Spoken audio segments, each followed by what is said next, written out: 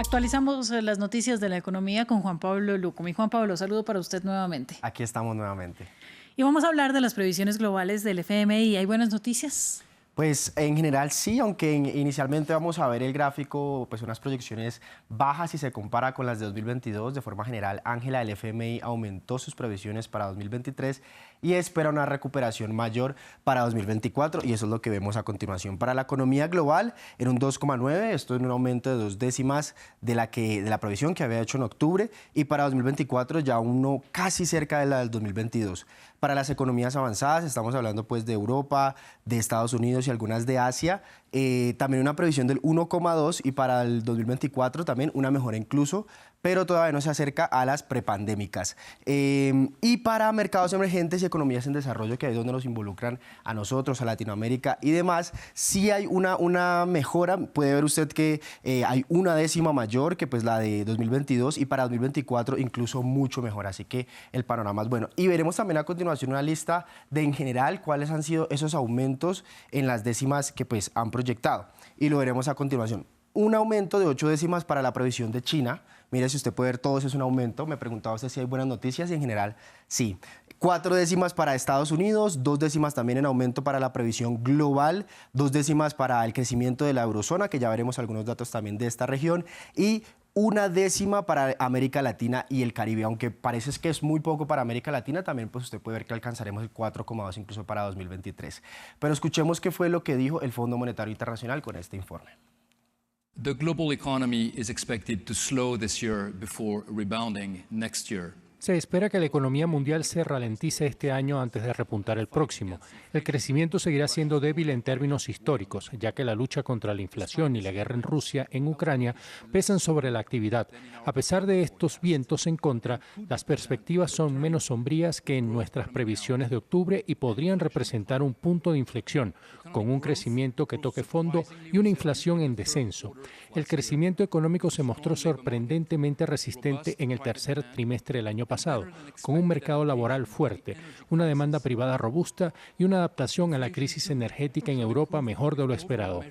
Vamos a cambiar de tema, vamos a hablar de lo que ha pasado específicamente con la economía del Reino Unido hoy, que son 3 años del Brexit, un tema que hemos tenido recurrentemente a lo largo de toda nuestra franja. Así es, Ángela. Pues yo le cuento que la queja de muchos en ese país es que aún no se han beneficiado de los dividendos del Brexit que se prometieron para la economía pues británica.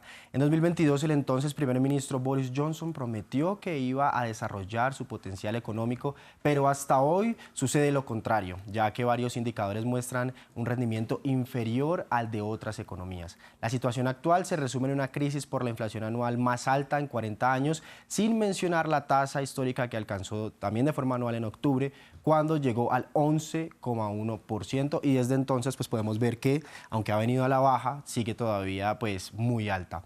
Hace falta también muchos trabajadores en sectores como salud y atención social, así como en el sector ferroviario, enfermeros, empleados del servicio de ambulancias, maestros, entre otros.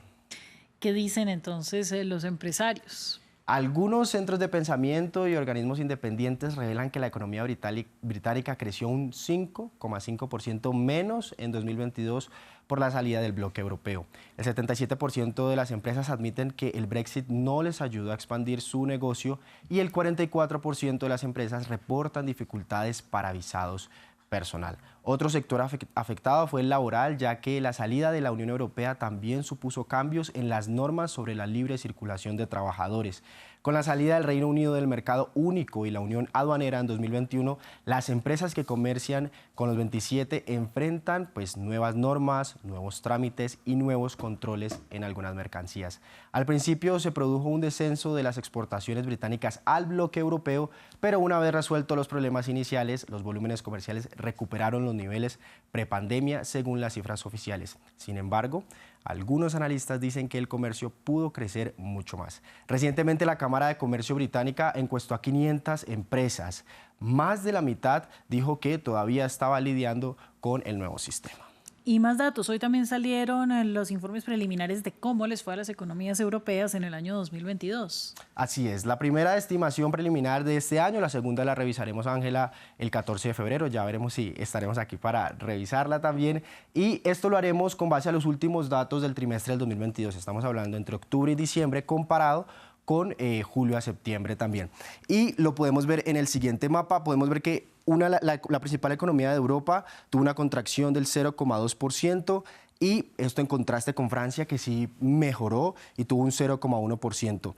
La principal o la ganadora de estos datos fue Irlanda, con el 3,5% en su PIB, esto en este trimestre, y otras que también tuvieron como un revés fue el caso de Italia y de Austria. De manera general, la zona euro tuvo un avance de un 0,1% y la Unión Europea se mantuvo básicamente igual. Con esto podemos decir que están esquivando la recesión.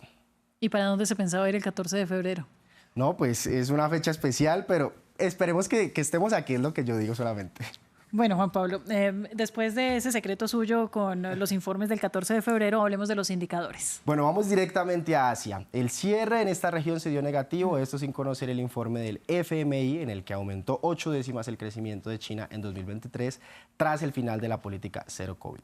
Las bolsas en Europa siguen operando en terreno negativo con los reportes del FMI a su favor.